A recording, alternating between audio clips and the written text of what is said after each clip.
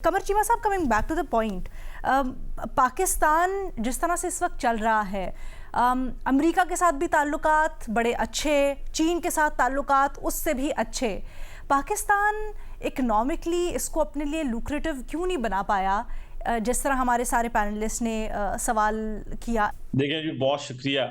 देखिए, मैं समझता हूँ कि हमें थोड़ा-सा अपने जो सिचुएशन है उसको देखना चाहिए कि हम 15-20 साल यहाँ पे क्या होता रहा है। जब भारत फ्री ट्रेड एग्रीमेंट की तैयारियाँ कर रहा है दुनिया के साथ या उसकी इकोनॉमी ग्रो कर रही है, तो हम तो दहशतगर्दी की जंग लड़ रहे थे।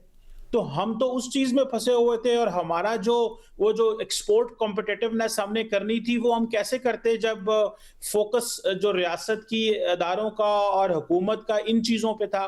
फिर हमें पॉलिटिकल इंस्टेबिलिटी भी, यहाँ पे सियासतदान आते हैं जो कहते हैं कि नहीं भाई, मुझे तो यहीं पे रहना है और मैंने कहीं जाना नहीं है, तो वो भी हमारा प्रॉब्लम है। अब देखिए, बात ये है कि सबसे इंपॉर्टेंट चीज़ मैं समझता हूँ कि हमारे पास मैक्रो इकोनॉमिक स्टेबिलिटी है और वो हम एंजॉय कर रहे हैं। हमारे ग्लोबल फाइनेंशियल इंस्टीट्यूशंस हम पे ट्रस्ट कर रहे हैं, वो हमारे साथ काम करना चाहते हैं।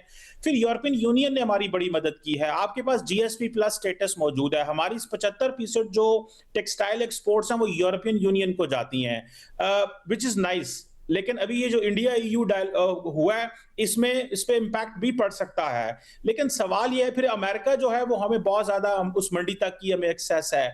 सो क्वेश्चन ये है कि कॉम्पिटिटिवनेस तो हमारे बिजनेसमैन ने जनरेट करनी है। गवर्नमेंट आपको एनवायरनमेंट प्रोवाइड करती है, गवर्नमेंट आपके साथ खड़ी हुई है, लेकिन काम तो बिजनेसमैन ने करना है, इंडिविजुअल ने करना है। और मैं समझता हूँ वो सारी जो हमारे लिए मसला है वो कि हमारे बिजनेसमैन क्यों खड़ा नहीं हो पा रहा। हम अपने फॉर एग्जांपल टेक्सटाइल को, लेदर्स को, बाकी सेक्टर्स को सपोर्ट कर रहे हैं, उनके ऊपर इतने लंबे चौड़े टैक्सेस नहीं है, लेकिन वो फिर भी परफॉर्म नहीं कर रहा। तो मैं समझता हूँ कि जो गवर्नमेंट कर सकती थी या जो अदारे कर सकते थे वो तो कर रहे हैं कि आप को मैक्रो इकोनॉमिक स्टेबिलिटी मिल गई है, अब आपने परफॉर्म करना है। मेरा ख्याल है ये परफॉर्मेंस, अब फॉर एग्जांपल अभी मुझे पता चला है कि हमारा पॉलिटिकल डायलॉग यूरोपियन यूनियन के साथ इसी साल है।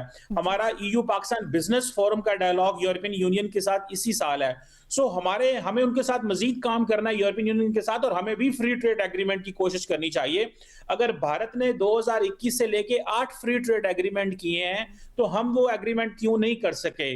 उसकी लार्जर जो रीजन मैंने आपको बताई है कि पॉलिटिकल इंस्टेबिलिटी और सिक्योरिटी सिचुएशन यहाँ पे ऐसे रही है। और देखें, अगर आपके पास चाइना हमारा इतना अच्छा करीबी दोस्त है, पार्टनर है, उसने अरबों डॉलर की यहाँ पे इन्वेस्टमेंट की है, उसको भी सिक्योरिटी चैलेंज आए हैं।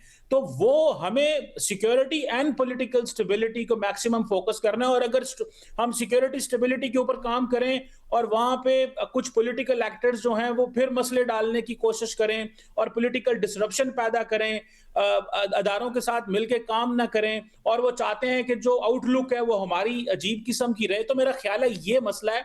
जितनी ज्यादा हम अपनी पॉलिटिकल स्टेबिलिटी होगी, उतना ज्यादा बिजनेसमैन कॉन्फिडेंट होगा।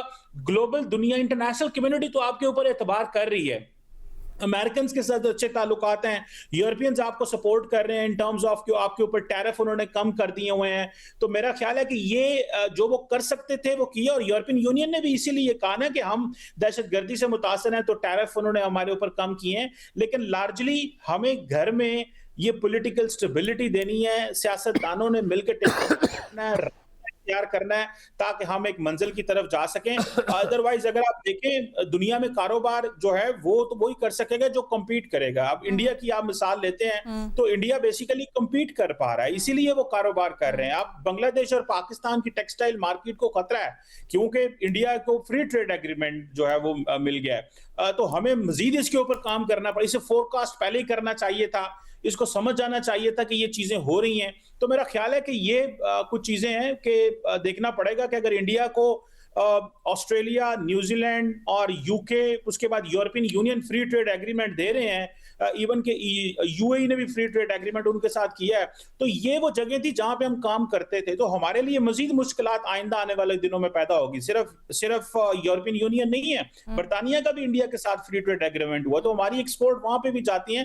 तो लार्जली सारे का सारा हमारा जो एक्सपोर्ट लेड जो बिजनेसेस है उनको ठीक करना है, कॉम्पिटिटिवनेस को ठीक करना है, and above all political situation को ठीक करना है ताकि हम एक्चुअली काम कर सकें। That's what I believe. Ji.